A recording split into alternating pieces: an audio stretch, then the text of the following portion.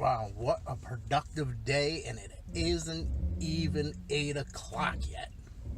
Crazy, I know, right? So, been to the post office, shipped out a bunch of packages that had sold yesterday during the day that we prepped last night. Sent them all off. Left there, went over to our office that we still have some inventory sitting at to grab a couple items that sold during the night, package them up. Just craziness, man, craziness. I was hoping everything was here and that I didn't have to make a trip up to the storage units too. I cannot wait for all of our inventory to be in one spot. One spot. Something sells, you got one place to go to find it. So it's been a little crazy, but you know what? The end result is near. The end result is for the better. So it is what it is. It's something you got to deal with in order to get there. So, sorry I'm eating my breakfast again. Kind of like a Breakfast with Kevin series. I haven't done one of them in a while, huh? Haven't gotten in the habit of doing those because we're back into the school season. And, we took a little bit of time off for the summer, and I just haven't gotten back into the swing of filming in the morning. I'll bring that series back here shortly. And be able to answer a lot of your questions, give you some tips, how to improve your listings on eBay, on Amazon. For those of you who don't know, my day job is a SEO strategist, as well as digital marketing and website development and all that fun jazz. But all I do is optimize websites for search rankings, whether it be for Google, Bing, or YouTube. YouTube's a search engine's number 2 largest search engine. eBay's a search engine. Amazon's a search engine. So ensuring that certain things are done on your listings will improve your chances. Recently eBay rolled out this product listing concept that similar format to how Amazon does it. There's one listing for the product and everybody jumps on it. Me personally, not a fan of that at all. In order to make that change, they are now requiring you to list the brand on your listing. And one of the things that we do is we don't always list the brand. In that box for brand, we'll put something else like our own brand or something. But in the description, in the title, everything else, we mention, if it was a Nike shoe, then we put it as a Nike shoe or whatever, And that's because we don't want to be on those listings for a couple of reasons. One, there's going to be price wars. You see it on Amazon all the time. People just tank listings for whatever reason. They want to move their inventory, so they bottom out the price and screw everybody else. The other thing is if I go through and optimize a listing for a title and in the description and everything else for certain keywords, and it performs well, why should everybody else piggyback off of me? Got a point there, right? So I'm not a big fan of this product listings that eBay has out there. And so I'm going to avoid it as long and as much as I can. So it just, at some point I'm sure they'll make it mandatory, or they'll realize that it's a foolish way, and they'll take it down. eBay's good for that. They roll something out, make this big mass-wide change, and then like 3 months later, reverse it. Because it didn't go the way they thought it was going to go. But, you can start to see the alignment that eBay's trying to move more towards a platform like Amazon. School zone. Watched some sucker go through the school zone the other day at about 50 miles an hour. And there was a sheriff sitting right there waiting for him. So he no more than got into the school zone, and them lights came on that sheriff's car. So I'm like, thank God I remembered there was a school zone here when I came through. But just an interesting fact where I'm driving through. But it is that time of year again. The big yellow buses are everywhere. The kids are everywhere. You got to pay attention when you're driving. You shouldn't be making YouTube videos. Oh, wait, that's what I'm doing. But, but you're seeing more and more the signs that eBay is moving towards like an Amazon-like platform. How long will it be before eBay starts popping up warehouses that you can send your stuff to and they fulfill it? Are they going to head down that path? Are they going towards the route of, they're going to be the ones selling the product and that they have sellers join their platform, or will they always stay the way that it's been, where, the buyer and the seller make the transaction happen? But I don't know. It's, they once dominated the market, and they're losing shares on the market across the board. Every day new selling apps pop up and loses a little bit of ground from eBay. And they laugh when Mark Harry came around, but Mark Harry's taken a lot of business from eBay. Poshmark, a lot of clothing moved over to Poshmark. A little bit different concept there. A lot of people who had successful eBay stores sell also on Poshmark and do quite well.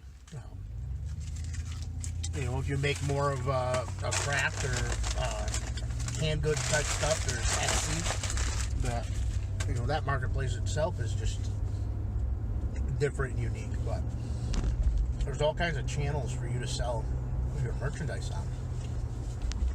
I also know some bigger resellers that literally have closed their eBay accounts. They've had eBay accounts for 25 years and have sold a lot of money on there. That should be a sign right there to eBay. All of a sudden, these accounts start closing up. Because they're just not happy with added fees, the hassles, the mandatory returns.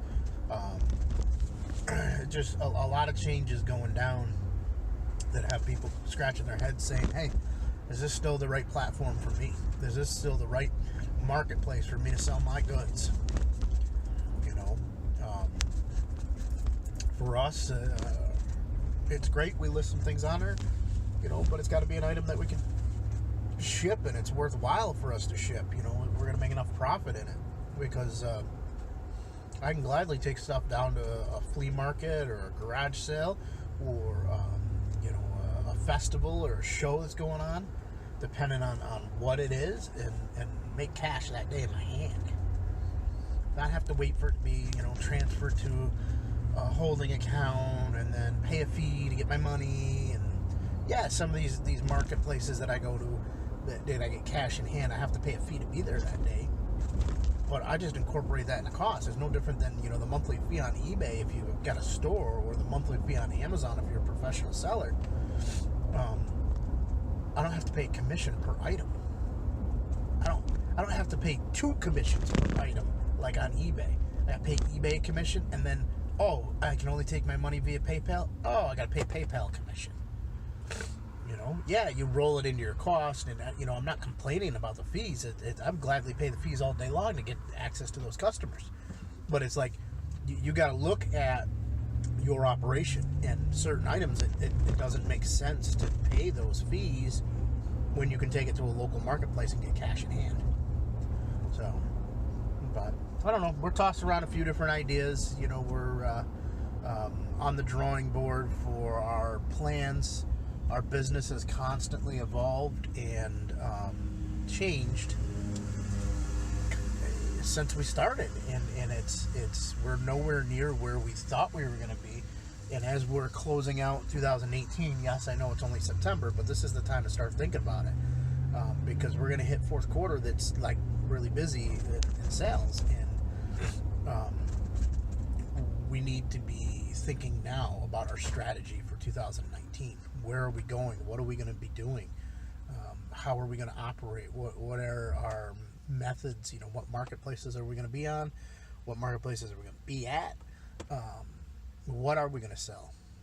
What product lines? We've diverse so much. Originally when we got started in all this, we started with clothing. So that's interesting. Not to change the subject, there's these police cams everywhere on these poles, and somebody bent the camera down so that it can't see. Oh man, the stuff you find inside the city, right? But so it's that strategy planning, that thinking out and seeing what is 2019 going to bring for us. What are our goals? What are our visions? What are we looking to get out of 2019? Is it one of us able to quit our full-time job, or maybe go down to a reduced work schedule? Is it an addition on the house? Is it the swimming pool we want to put in our backyard? Is it a lot of different things? What are our visions and our goals? Where do we want to go? Where do we want to be with excuse me. Wow. But where do we want to take this business? So it's time to kick it up a notch. Don't treat it like a hobby, treat it like a business, because it is one.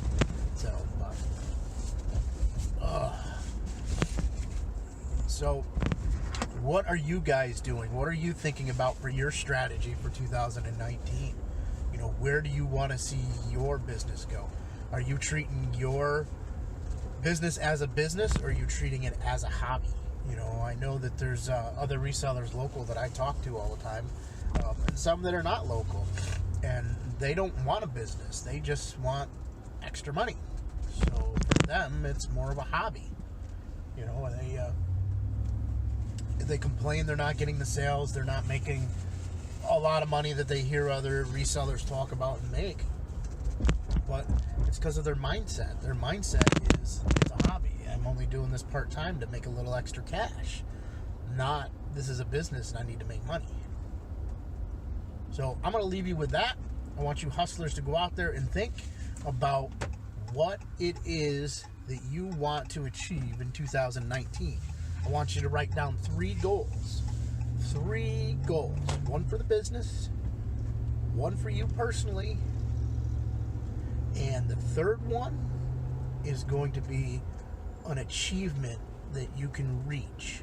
So whether that be, hey, I become a power seller on eBay, or get to 1,000 listings, or some kind of achievement. So and I want you to think about your strategy. Where are you going to be? How can you diverse so you're in multiple marketplaces, your multiple product lines? So love to hear from you. Either leave it in the comments below, or shoot me a private message on any of the social media networks, and let me know what are your goals for 2019. What are you looking to achieve? Where are you going to take your business in 2019? All right, hustlers, get out there and go do.